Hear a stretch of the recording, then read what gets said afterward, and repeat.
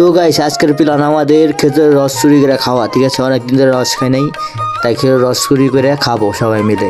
আধা বালতির মতো রস চুরি করছি, কিন্তু রস তো খাওয়া যাবে না, রসের ভিতরে কচু দিয়ে রাখছিল। সবাই চুরি করে খাই দেয়, কচু দিয়ে রাখছে। তাই আমরা ভাবতেছি এই খেজুরের রস গুড় বানায়া জাল দিয়া তারপর আমরা গুড় দিয়া রুটিটা মুড় দিয়ে খামো। তো আমরা চুলায় জ্বালতাছি, দেখতে পাচ্ছেন এখানে এটা দিয়ে গুড় বানামো। তো আমাদের গুড় বানানোর কাজ শুরু হয়ে গেছে, সাথেই থাকেন, দেখতে পারবেন। দেখতে পাচ্ছেন আমাদের গুড় হবাই ওর দিকে শেষের দিকে ফেনামেনা হয়ে গেছে, কালার হয়েছে।